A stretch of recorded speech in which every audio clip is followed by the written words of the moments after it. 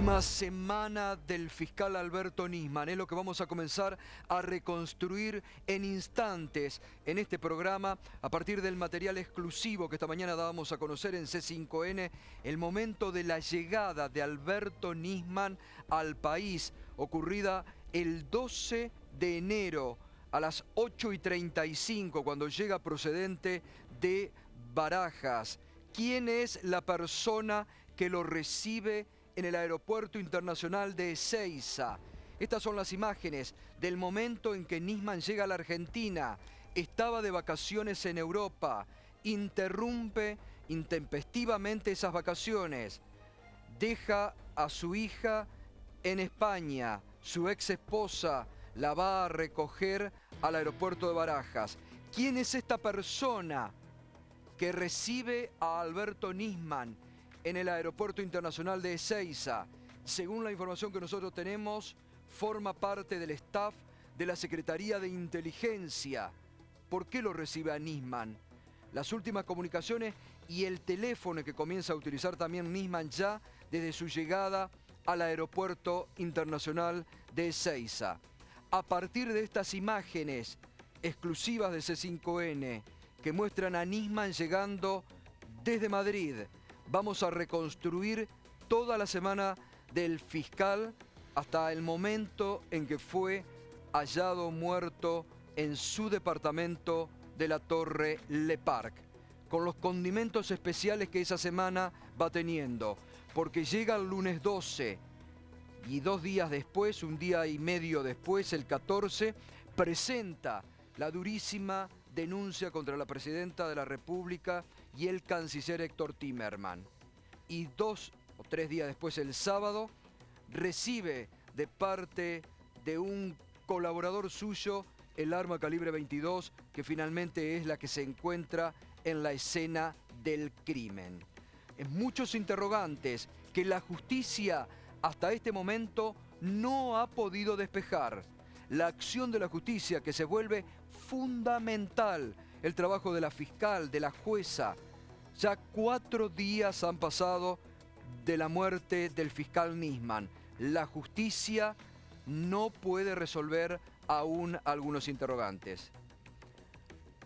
Allí está el momento en que esta persona, a quien le hemos tapado la cara, porque si se trata efectivamente de un personal de la Secretaría de Inteligencia, no se puede dar a conocer, se encuentra con Nisman en Ezeiza, se dan un abrazo y un beso, y el momento en que se retira después Nisman del Aeropuerto Internacional de Ezeiza, con 3 grandes valijas, con una de mano, y que hace todo el recorrido habitual que una persona, un viajero, habitualmente hace cuando llega a la República Argentina. Seguramente también la fiscal que hoy pidió la colaboración de todas aquellas personas que en los últimos días contactaron o estuvieron con Nisman, va a tener que tener en cuenta estas imágenes, saber quién es esta persona, por qué la recibe especialmente en Ezeiza, cuáles son los primeros llamados telefónicos que efectúa.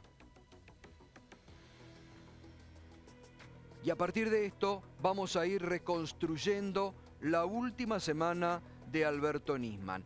Y también esta noche vamos a preguntarnos quién es uno de los personajes claves de esta historia, el eslabón fundamental. ¿Quién es Diego Lagomarsino, este empleado de Nisman que le lleva a su casa el arma que finalmente es encontrada en la escena del crimen? Y vamos a repasar ya quién es Diego Lagomarsino. 38 años tiene, es licenciado en sistemas, algunos lo calificaban como un cerebrito. Tenía un contrato de la Fiscalía Especial AMIA por 40.000 pesos, uno de los sueldos más altos de esta fiscalía. Nisman lo contrató de forma directa, se sabe que se lo había recomendado un juez de la provincia de Buenos Aires. Fue la última persona que lo vio con vida. Es el dueño del arma calibre 22 desde la que se efectuó el disparo. La justicia ha ordenado ponerle de custodia. Algunos sostienen que está alojado en un hotel, pero otros dicen que está en su domicilio particular. ¿Qué declaró Diego Lagomarsino? No soy un agente de inteligencia, no tengo nada que ver ni jamás conocí a Jaime Estiuso. El sábado me llamó Nisman y me pidió una pistola prestada. Me dijo que era por seguridad.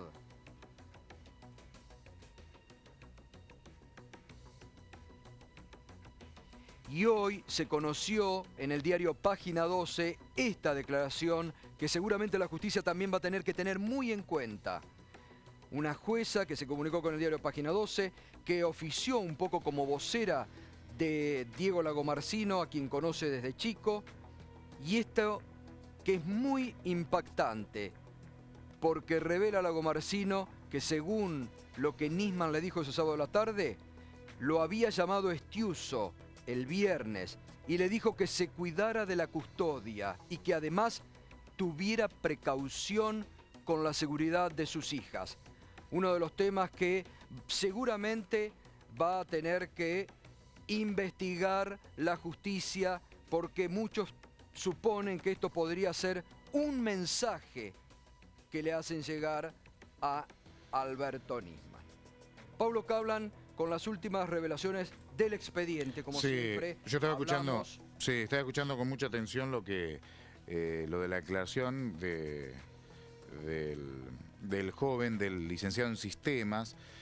Yo estuve haciendo algunas averiguaciones, dijo todo, pero niega haber dicho lo de Estiuso. Bueno, ese es un punto principal. En la causa no dijo nada, ni nadie le preguntó porque de Estiuso, nunca le mencionó, porque, a ver, esto de fuentes judiciales, todo eso lo contó, estamos remitiendo a una nota de Página 12, sí. Todo eso lo contó, es cierto, fue el relato que hizo, pero nunca le mencionó el fiscal Nisman a Estiuso y nunca lo mencionó en la causa, no figura. Claro, bueno, eso. pero esto, ojo que es de ahora, él brindó el testimonio el lunes en la causa. Sí. Y hoy la fiscal también cuando le preguntaron por la situación de este Diego Lagomarsino, dijo, no voy a hablar, dijo, es llamativo lo que, hoy fue muy cortante la fiscal, dijo, no voy a hablar de Lagomarsino, estamos evaluando la situación con la jueza, no dijo nada más. Digo, es un eslabón clave, es la última persona que es el testigo, hoy por hoy es el testigo más importante que tiene como la otra causa, cuestión que hoy llamó mucho la atención. ¿Cómo, perdón? Es el testigo más importante que tiene la causa hoy. Bueno, es un dato importante lo que estás aportando. Sí, totalmente. Y además, como otro, enseguida vamos a hacer un trabajo muy interesante que ha hecho hoy la producción de Minuto 1, referido a las preguntas que tal vez usted se está formulando y las respuestas que la fiscal ha dado en la jornada de hoy. Porque muchos se preguntan a esta hora, hoy, porque tanto se lo ha nombrado a Jaime Estiuso, tanto se habla de la relación entre la muerte de Nisman con los servicios de inteligencia. Recordemos que Nisman trabajaba con Estiuso, que era un proveedor de información habitual. ¿Por qué no se lo ha citado a declarar Estiuso? Era la principal fuente, ¿no?, que tenía. Era la principal fuente. Sí, eso es cierto, sí, totalmente. Hoy le preguntan a la fiscal, ¿va a llamarlo a Estiuso? Rápidamente dice no. ¿Por qué? La misma fiscal después dice, todos aquellos que han tenido relación con Nisman, quiero que vengan a mi fiscalía. Bueno, señora fiscal, ahí tiene a un contacto principal. Era una de las personas que más había estado en estos últimos años con el fiscal Alberto Nisman. Llamativo. En un momento, después vamos a estar hablando también esta noche, que va a venir Horacio Berbisky, sobre todo este tema, van a estar el debate político, y vamos a hablar el papel de los servicios, como hemos venido hablando, porque no nos podemos olvidar, no se puede desenganchar la muerte de Nisman con los servicios y con cierto descabezamiento que se están procediendo desde diciembre ahora en la cúpula de la Secretaría de Inteligencia. Pero hoy además, Paulo, declaró la madre. Declaró la madre. Además, a ver, ya hay al menos cuatro testigos en la causa que hablaron del temor del fiscal Nisman. ¿A quién le tenía miedo? ¿Cuál era el miedo del doctor Nisman? Eso ya ha sido declarado en la causa. ¿Quién era? ¿Quién le tenía miedo? No, eso puntualmente a una situación de seguridad, puntualmente. ¿Cómo? A una situación de seguridad en el país. Y el relato que le hace a 3 o 4 personas que ya declararon la causa el doctor Stornelli uno, un secretario, un asistente otro, un testigo importante también. Fueron contestes el manifestar la misma preocupación que había evidenciado, no miedo, preocupación.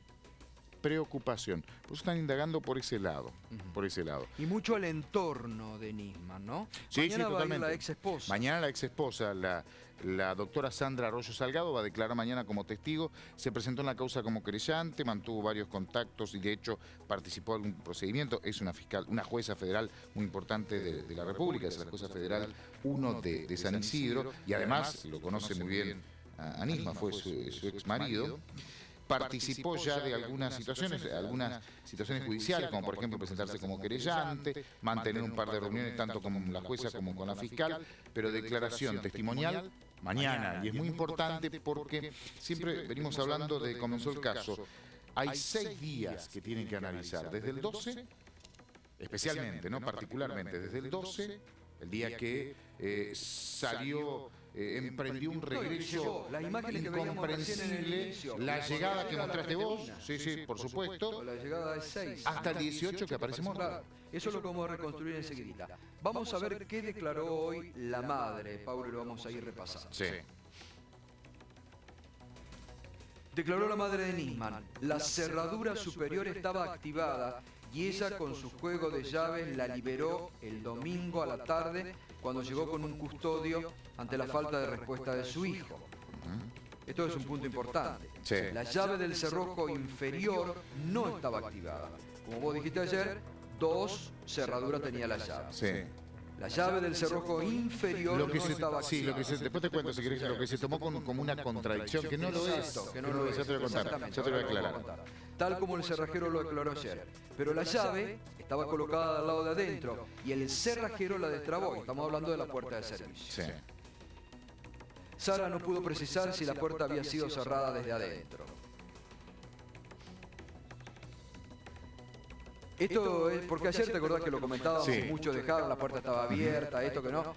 No hay nada que ver. Junto con el momento, reiteramos, estas son las imágenes exclusivas de la llegada De la llegada del día 12. al país. Cuando comenzaba el misterio, que terminó con la muerte, ¿qué pasó en el medio? Además ahí hay un dato. ¿A quién le tenía miedo? Y bueno, eso ¿O miedo o preocupación? ¿Qué Más que miedo, preocupación? ¿Qué preocupación tenía el Ahí doctor? hay un dato también, para mucha gente puede ser menor, pero viene con 3 grandes valijas. Eso está demostrando también que las vacaciones iban a ser más allá, como se sabe, como varios colegas han escrito esta semana, más allá del 20 de enero, y que él la interrumpe intempestivamente. Hoy llamó mucho la atención, Paulo, Sí. está en los portales, una ex abogada de la DAIA, que dice haber tenido una muy buena relación siempre con Nisman y que asegura, atención con este dato, que asegura que Nisman le había dicho que esta denuncia la iba a presentar el año que viene, una vez que el actual gobierno deje el poder. Sí. Dice esta ex abogada de la DAIA que Nisman le había dicho que lo iba a presentar el año que viene la denuncia porque no quería quedar como que estaba conspirando contra el gobierno. Si esta abogada, reitero, de la DAIA, que dice conocer mucho a Nisman, da cuenta de esto, entonces la pregunta sobre por qué interrumpe sus vacaciones, vuelve, presenta intempestivamente esta denuncia, ¿por qué se hace en este momento? La pregunta cobra fuerza con la declaración de esta ex abogada de la ¿Por qué DAIA. suspender las vacaciones para presentar esa denuncia que la podía haber presentado en otro momento? Pero además, yo lo he visto, lo escuché cuando explicaba los motivos de la denuncia y los alcances de la denuncia. Era algo que lo venía estudiando y bastante. Se notaba que lo tenía muy bien, como se dice en la jerga, masticado.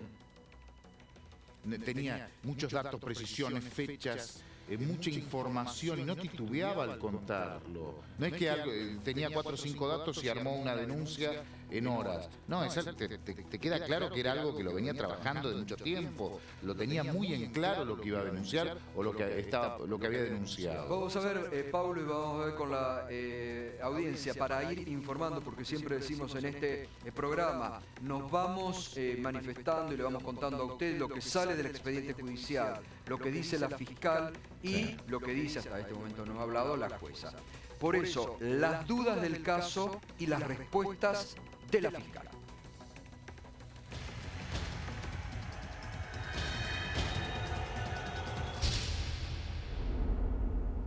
Yuso no lo voy a llevar a declarar. Con Lago Martino estamos evaluando con la doctora Palmagini si debe ser citado nuevamente o qué vamos a hacer respecto de la persona de Diego Lago Martino.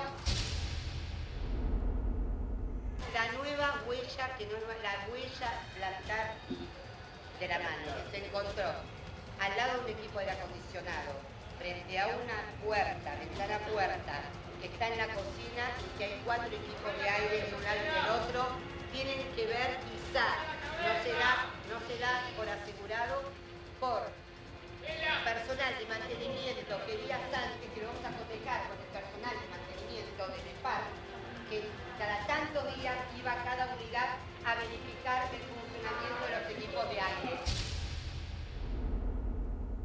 Cuando viene el cerrajero, que el cerrajero no lo dice, que él se limitó a ver que había una llave inferior adentro, pero la superior, la madre la había abierta, estuvo todo el tiempo cerrada y hoy me exhibe la llave y la llave superior, la cerradura superior es de la puerta blindada. Esa llave estuvo todo el tiempo cerrada la blindada. ¿Qué pasó con la lámpara de la No, esa es la de servicio.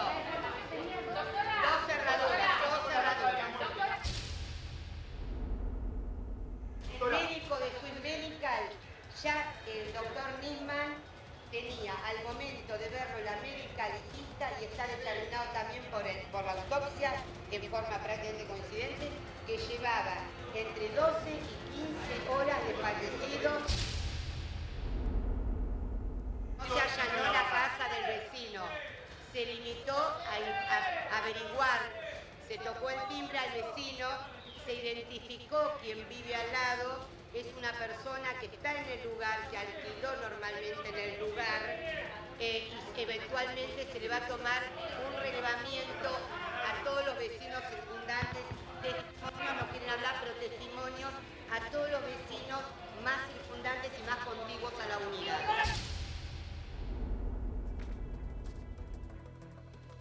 Bueno, allí estaban algunas de las preguntas que nos estamos haciendo y las respuestas de la fiscal. Vamos a cumplir una semana. Una semana. Hay muchas dudas y pocas certezas. Como venimos contando, vos has sido muy preciso en esto, cómo es una investigación dinámica, una investigación en curso, cómo cuando falta un testimonio parece que no cierra nada y empiezan a cerrar ciertas cosas. Había el punto de la llave. Ayer la puerta estaba abierta. La puerta estaba abierta. Se decía livianamente desde algunos medios. La puerta estaba abierta. No, señores. El cerrajero dijo, la puerta estaba sin llave, pero con la llave trabada adentro y no podía, la tuvo que destrabar. Y la mamá, claro, la señora Sara, que era la mamá del fiscal, que ella le sacó la llave tenía 2 cerraduras.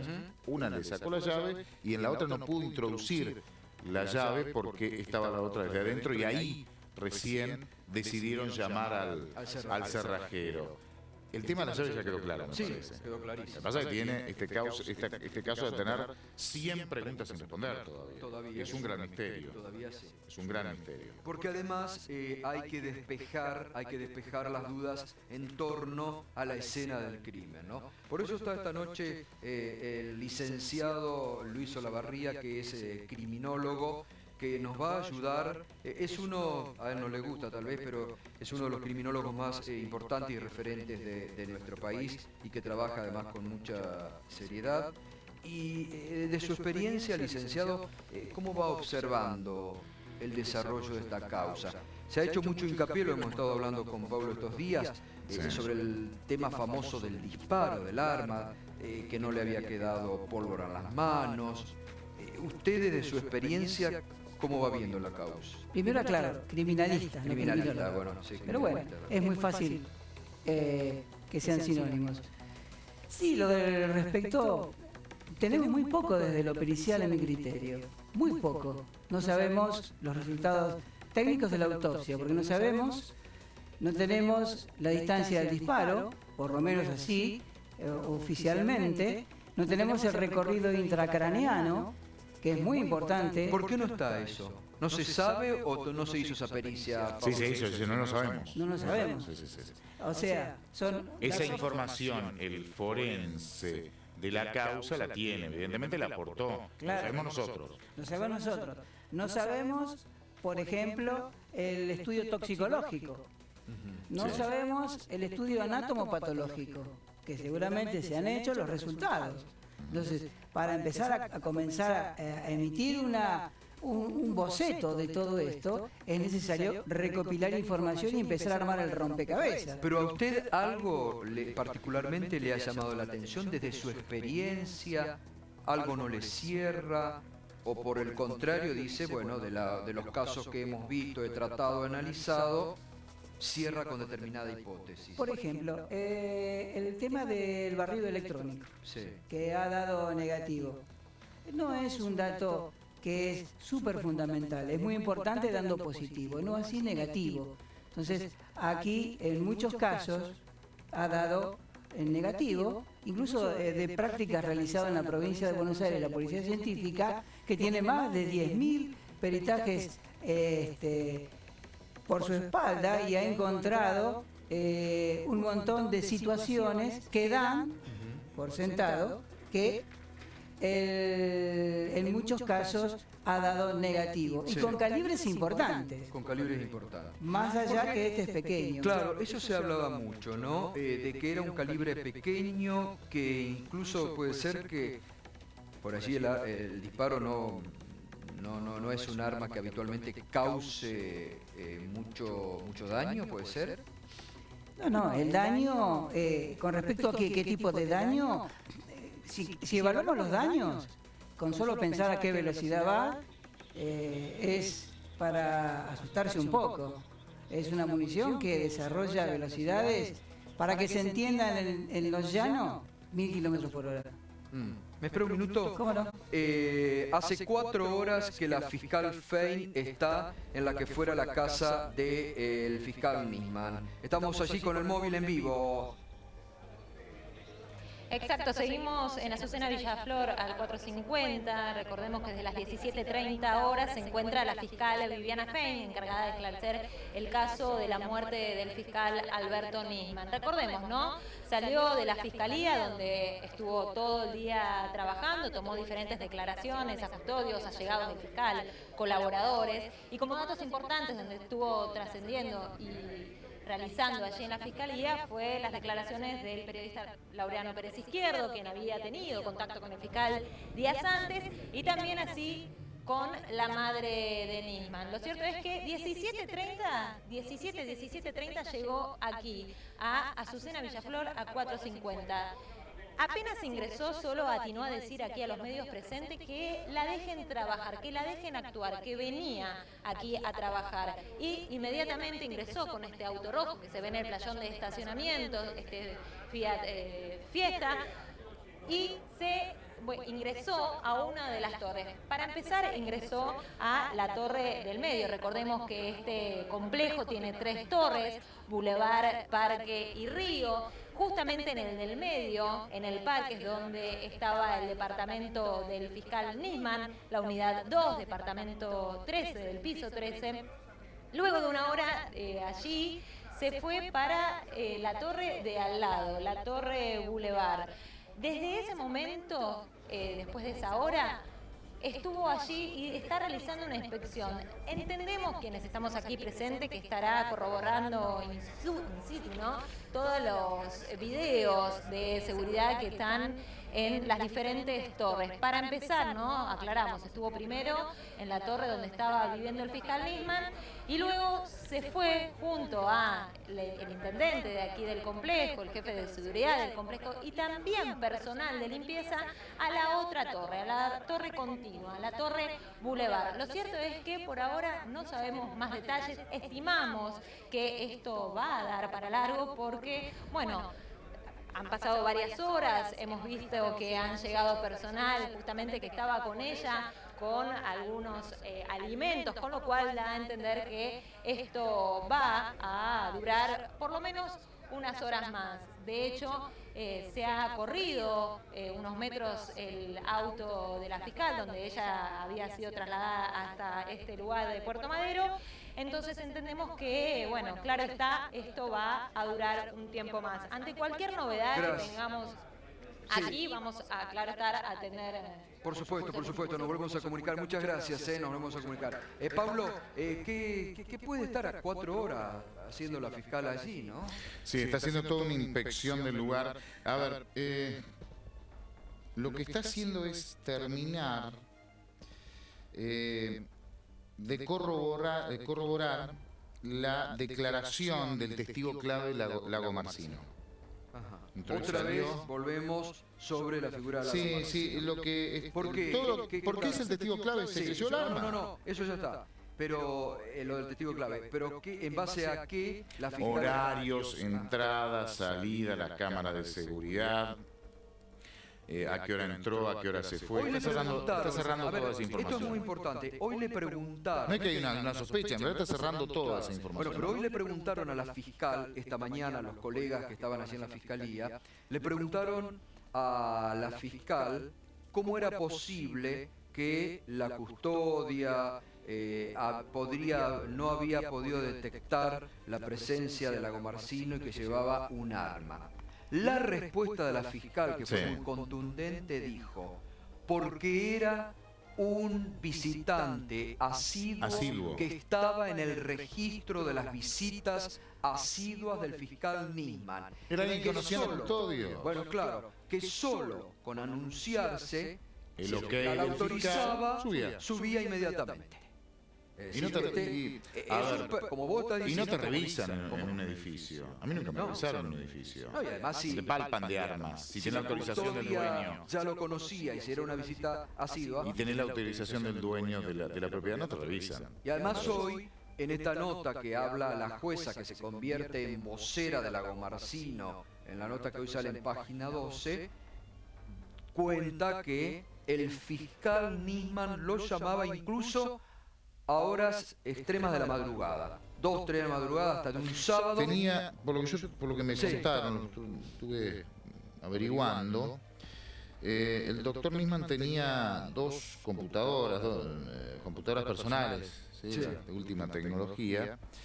Tenía duplicado todo lo que es la parte tecnológica, lo tenía duplicado por las dudas, ante una eventualidad de que lo estuvieran persiguiendo, de que lo estuvieran hackeando, y allí la participación de este licenciado en sistemas, ¿sí? Incluso si tenía alguna duda con algún equipo, pensaba que lo podían estar hackeando alguna cuenta o algo, inmediatamente llamaba a su técnico de confianza, este licenciado Lago Marcino, incluso con llamada a las 3 de la mañana. Mirá, tengo dudas con esta computadora, ¿me la revisás?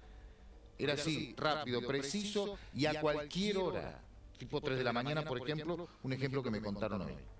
Bien, otro de los datos, enseguida, le reitero, enseguida vamos a reconstruir paso a paso la última semana del fiscal Nisman.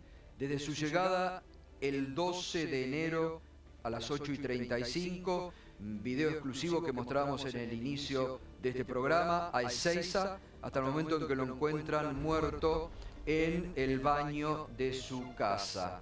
Pero otro de los elementos que llama mucho la atención, que se han estado analizando, que incluso hoy la Presidenta de la Nación, en la carta que vuelve a difundir, donde, después lo vamos a estar evaluando ya, pero hoy la Presidenta directamente el lunes se había preguntado, la Presidenta de la Nación, entre signos de interrogación, suicidio, hoy deja fuera la posibilidad. y sostiene la Presidenta de la Nación en esa carta que formaba parte Nisman primero de la denuncia, pero que después, como que lo habían utilizado, le servía más muerto Nisman que vivo para perjudicar al gobierno. Y la Presidenta, en algunos tramos dice, por ejemplo, la denuncia del fiscal Nisman nunca fue en sí misma la verdadera operación contra el gobierno.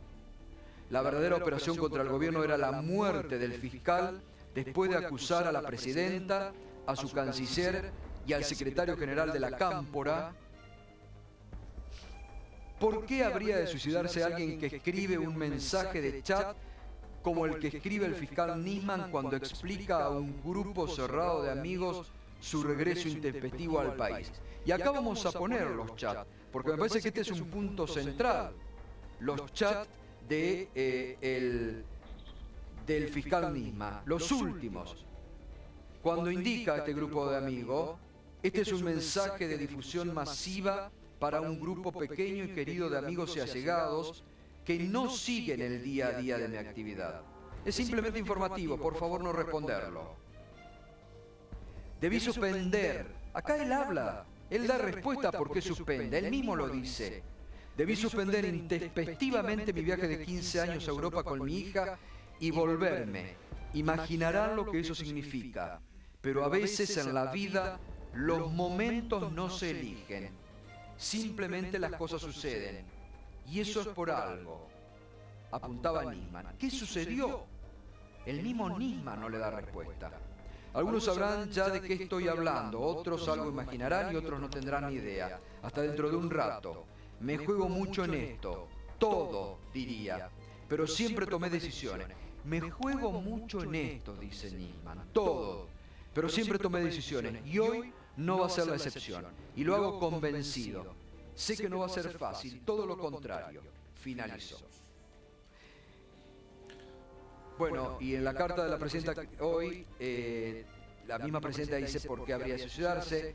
Alguien que en su chat explica que la tenía pensada a la denuncia hace tiempo, pero que la había tenido que adelantar. Tal vez lo hicieron venir por lo ocurrido en Francia. O estaba pensada para la campaña presidencial. O tal vez se adelantó por los cambios efectuados en la Secretaría de Inteligencia. ¿Por qué se iba a suicidar si no sabía que era falsa la información que estaba en el informe?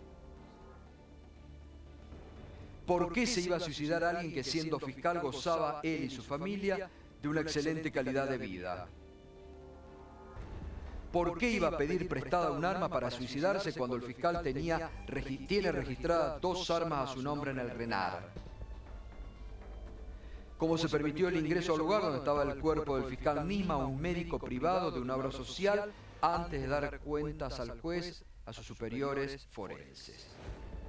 Está también esta noche el doctor Juan Gabriel Lavaqué, es un reconocido abogado, es el abogado de Zulema Yoma, vienen llevando desde hace mucho tiempo la causa por lo que es Zulema Yoma, hace poco estuvimos con ella acá y también con el doctor Lavaqué, lo que siempre ha sostenido Zulema Yoma, que a su hijo lo asesinaron, que al hijo del presidente o del expresidente Menem lo mataron, que sumaría otra muerte misteriosa más a muchas muertes que desde Castaño, famoso caso IBM Banco Nación, que apareció colgado detrás de la Ciudad Universitaria, Brigadier Echegoyen, Lourdes Di Natale,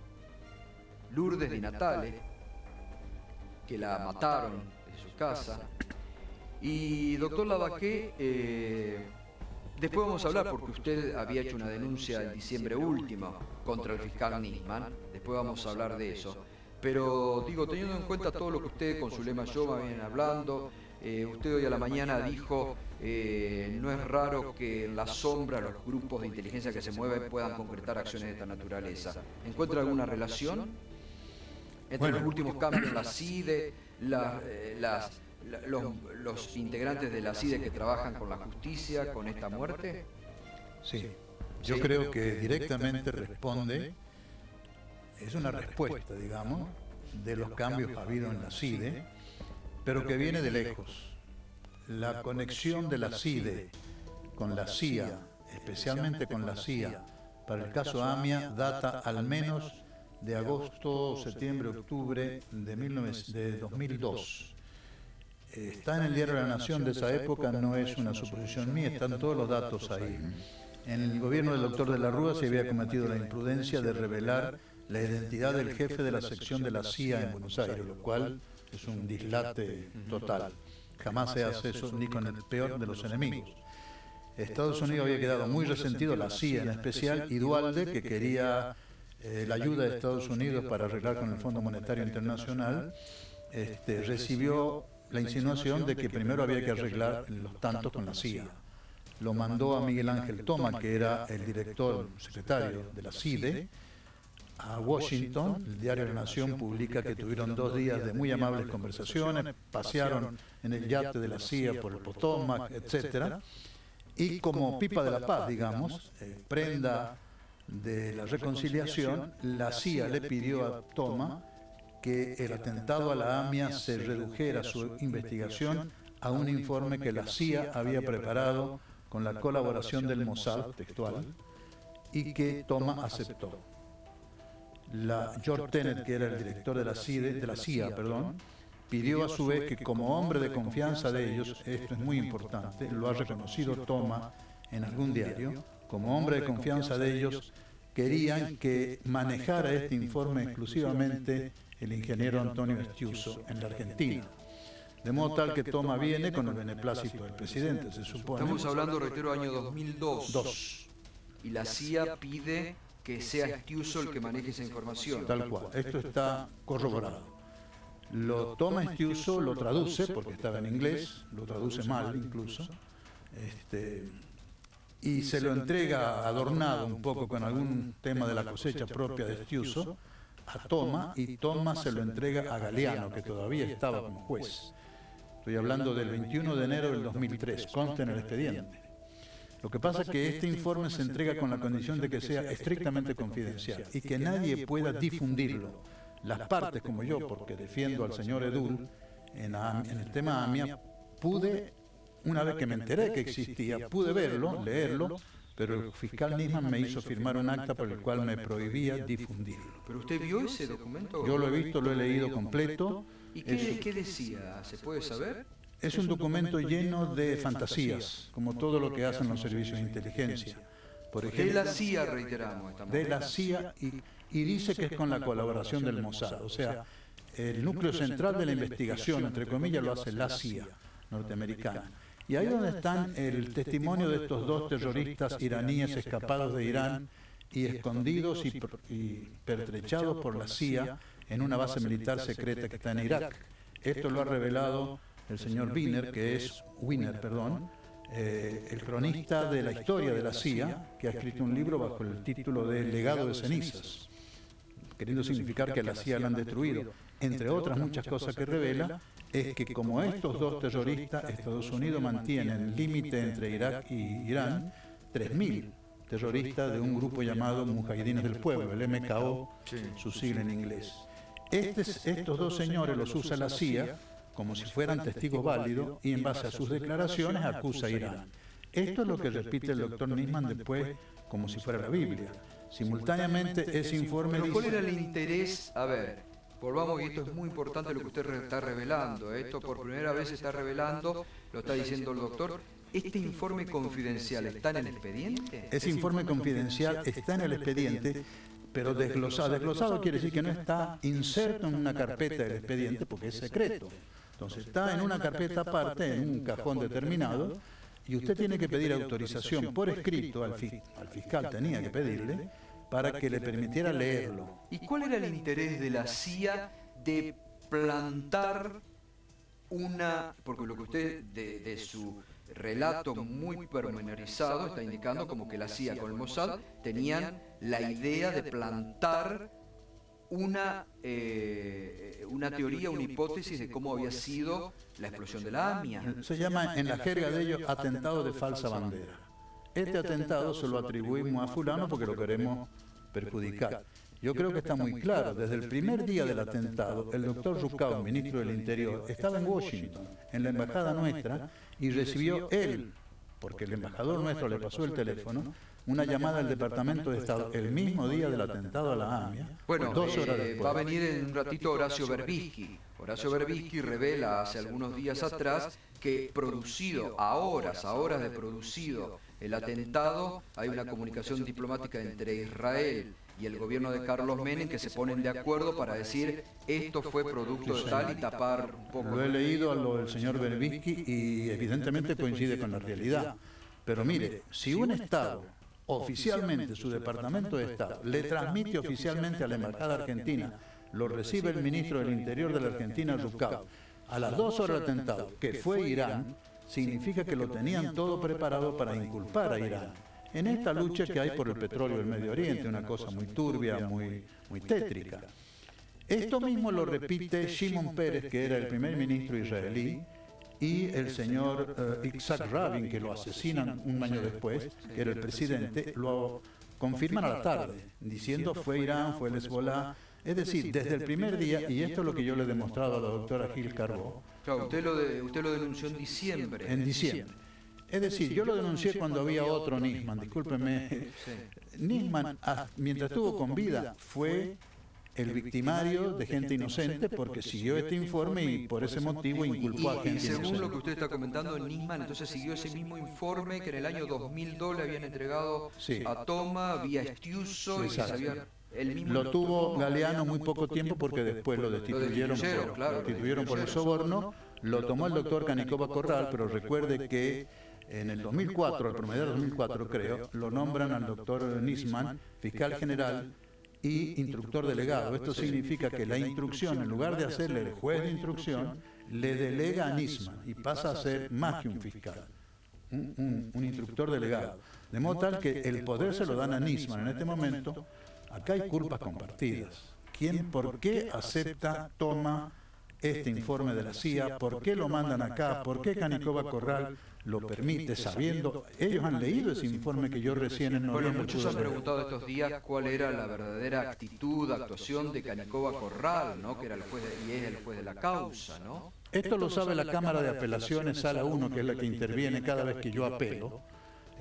Lo saben porque se lo he relatado punto por punto. Lo que no puedo relatarle, porque me lo había prohibido el doctor Nisman, era el contenido de ese informe, pero yo sabía que existía ese informe. Una vez que yo lo leí... Esto quiero decirlo, usted lo está revelando por primera vez. Por primera vez, se lo he revelado ya, mejor dicho, se lo he dicho a la fiscal general. Sí, bueno, pero públicamente lo está contando. No, y no le he podido decir a ella el contenido porque fue en diciembre. En vida del doctor Nisman yo no lo podía. Usted había hecho un compromiso de confidencialidad de que no podía... Escrito, bajo pena de faltar al secreto. ¿Y por qué lo revela ahora? Porque al morir el doctor Nisman, la historia cambia. Hoy en día el doctor Nisman es una víctima de poderes tenebrosos que yo creo, como posibilidad, lo han matado para que no hable. Le han hecho presentar un informe y después, para eso le sirvió, y después le servía más muerto que vivo, dicho en forma muy cruda. Hoy cambia la situación y la víctima es el doctor Nisman. De modo tal que en homenaje a los familiares que sufren... con la muerte de Nisman? ¿Perdón? ¿Para perjudicar a quién con la muerte de Nisman? Yo creo que para eliminarlo. Era un testigo molesto. De paso, es evidente que desestabilizaba al gobierno nacional. Esto es evidente. ¿Pero era un testigo molesto para quién? Para quienes produjeron aquel informe. ¿Para la CIA? Para la CIA, sin ningún lugar a dudas. Yo no digo que haya sido la CIA quien lo mató a Nisman. Lo que digo, y esto es lo que pienso si la doctora Fey me concede una entrevista, se lo pienso pedir a ella, el primer sospechoso en este momento como institución es la CIA, dado este informe, que la doctora Fey tiene que pedirlo y leerlo, porque es clave. Como personas, los primeros que deberían ser citados a declarar en este tema, en esta causa por la muerte del doctor Nisman y en el de la AMIA, son Estiuso y Miguel Ángel Toma. Bueno, pero yo me estoy preguntando desde hace varios días por qué no se lo cita a Estiuso, que se lo nombra por todos lados y era la principal fuente de información de Nisman y con este dato que usted está revelando ahora. Pero hay algo más importante todavía. No está en juego solamente la muerte criminal, repudiable del doctor Nisman. Se equivocó, está bien, se equivocó, pero esto no merece la muerte, ¿no? Pero por favor. Pero está en juego mucho más, es la suerte del país. O nos liberamos de este lodo en que nos han metido con el tema AMI y el tema embajada, que es lo mismo, En el tema embajada, señor, hay pericias que determinan que no hubo coche bomba como la hay en la AMIA. ¿Qué hace la Corte que lo tiene paralizado desde el año 99? Bueno, otro tema que usted marca. Desde la Corte nunca se han sabido las conclusiones del atentado a la embajada. Fue antes de la AMIA. ¿Quiere que le cuente algo increíble? Yo hace 2 años y medio, un poco más, 2 años y 8 meses, me presenté pidiendo ser aceptado como amicus curiae, amigo del tribunal. Es decir, una persona de afuera, pero que conoce el tema, que tiene antecedentes y que se ofrece a colaborar. 2 años y 8 meses no me contestó la Corte. En diciembre mandé un escrito enérgico, protestando, porque hasta es una mala educación. Me dio una entrevista el doctor Canevari, que es el secretario de la Corte que lleva este caso, y me dijo, no se lo van a aceptar. ¿Y por qué no me lo dicen? La Corte contesta que sí cuando acepta el amicus curiae. Cuando no lo acepta no contesta nada. Usted con el tiempo se da cuenta. Sí. Textual. No, tremendo, Textual. tremendo. Textual. Ahora, doctor Lavaqué, vuelvo sobre lo que se está hablando por estas horas, estas imágenes que estamos viendo que están detrás suya de la llegada de el fiscal Nisman, esta persona que lo recibe, según la información que nosotros tenemos, esta persona que lo recibe a Nisman en el Aeropuerto Internacional de Ezeiza es un empleado de la Secretaría de Inteligencia. ¿Está asegurado eso? ¿Está confirmado? Nosotros lo tenemos confirmado. Es grave. Como indicio es gravísimo. Lo digo como abogado, no como político o espectador. Como indicio es gravísimo. Es más, hoy, después de haber, lo voy a contar por primera vez, después de haber puesto estas imágenes nosotros en el aire, me llamó una persona que en su momento tuvo responsabilidad sobre la policía aeroportuaria de Ezeiza y me dijo, a esa persona yo la conozco, trabaja para la Secretaría de Inteligencia en la base que la Secretaría de Inteligencia tiene en Ezeiza. Pero fíjese, yo he visto el video. Que dependía, según la información que nos ha llegado, directamente de la Dirección General que era comandada por Estiuso. Operación. Pero fíjese cómo lo saluda Nisman con el afecto que lo saluda. Sí, sí. Confiaba en él. Sí, obvio. Si esto ha sido la trama o parte de la trama, realmente es un acto abominable. Lo han engañado a Nisman, lo han llevado a un atolladero y lo han eliminado cuando les molestaba. Esto es de terror, por eso le digo... Ahora es tremendo que estemos hablando de muertos que se están tirando, productos o de guerra de espía o de venganzas. Es tremendo porque acá tiene que haber una decisión no solamente de un gobierno que tal vez demoró mucho tiempo en hacer cambios allí en la Secretaría de Inteligencia, sino de toda una dirigencia política, porque desde el año 83 a la fecha nunca se han tocado y hay estructuras geológicas y capas geológicas que vienen desde la dictadura militar y que están allí. Y el poder político les tiene miedo. Pasaron y les tiene miedo. Les tiene miedo. Toma, yo los mismos jueces y fiscales. El otro día estuvo aquí la doctora Mónica Cuñarro, que denunció las prácticas corruptas y promiscuas de gente y de agentes de los servicios de inteligencia con fiscales y jueces. Yo le podría decir algo que yo sé que es muy duro lo que voy a decir y muy triste. Temo de que la muerte del doctor Nisman no sea la última muerte de este caso. ¿Pero usted cree que puede haber más muertes? Si es como yo sospecho, ellos para estar seguros van a tener que eliminar a 1 o 2 más. ¿Pero ellos quiénes? Yo sospecho que esto es producto de la CIA. Pero estamos hablando de gente de servicios de inteligencia locales, de la Secretaría de Inteligencia. Lamentablemente nuestra Secretaría de Inteligencia, y esto es un mensaje de buena voluntad de un ciudadano argentino hacia el gobierno de la señora Kirchner, lamentablemente nuestros servicios de inteligencia vienen inficionados de topos de servicios extranjeros desde la época del doctor Alfonsín. Cuando le cortaron las manos al cadáver de Perón, yo se lo dije al doctor Alfonsín, se enojó, estaba Trócoli y Leopoldo Suárez presente. Sí. Era titular de la CIDE. Era titular de la CIDE. Facundo Suárez. Facundo Suárez. Y se enojó mucho, me dijo, ¿cómo usted dice eso? Usted le digo, mire, usted le ha dado la reestructuración de la CIDE que usted ha hecho, se la ha encargado la Sûreté francesa y al Mossad israelí. Por buena gente que sea, tienen intereses distintos a los nuestros. Bueno, de todas las hipótesis, ya que usted toca el tema, nosotros hicimos una investigación especial con entonces el doctor Baños, que creo que sigue a cargo de esa investigación. De todas las hipótesis que se dieron, la que quedaba en pie eran los servicios de inteligencia, que habían concretado como acto para desestabilizar al gobierno de Alfonsín en el año 87, que era año de elecciones. Exactamente eso le dije yo al doctor Alfonsín. Se molestó mucho, pero después Trócoli lo hizo ver que era un acto de colaboración. Ahora, doctor, yo me vuelvo porque lo que usted dice en este programa, el martes creo, estuvo Miguel Bonazo aquí, que denunció a Estiuso, y estaba también, si me recuerdan, Berco, que estás ahí, estaba Bonazo, y quién más estaba aquí, que recordaron, recordaron que estábamos como volviendo un poco al 74 con esto de tirarse los muertos. Estamos volviendo. Pero yo insisto en un punto. Si la doctora Felipe Solá estaba acá y Bonazo estaba ahí. Si la doctora Fey quiere realmente investigar este tema, tiene que pedir el informe ultraconfidencial que he nombrado, que es de la CIA Mossad, mandado a Estiuso, lo tiene que pedir al juez Canicova Corral y usarlo como instrumento de prueba, o por lo menos de indicio de que aquí ha habido un operativo de alta escuela criminal. De alta escuela criminal. Yo la verdad que me quedo impactado porque estamos hablando mucho en estos días y la verdad que hay temor por esto que está ocurriendo, con cúpulas descabezadas, con agentes, con fiscales, jueces que tienen estas connivencias, con gente desde la justicia que nunca, el otro día estuvo aquí nuevamente con el testimonio del doctor Claudio Lichti, que otra vez contó las veces que denunció a Estiuso. ¿Y lo que sufrió él? Lo que él sufrió en carne propia. Todavía tienen las marcas sobre el cuerpo. Lo terminaron investigando a él y no a los que él denunciaba. Sí, señor. Es tremendo esto. Es muy duro. Es muy duro. Bueno, le agradezco. La verdad que deja preocupado. Acaba de llegar el presidente del CELS, Horacio Berbisky, que lo acaba justamente también de nombrar. Horacio, ya vamos a estar conversando con vos, pero dice el doctor Lavaqué, si esto es producto de intereses extraños, de inteligencia, pueden venir más muertes, como la de Nisman. No, yo no soy un opinator, no sé.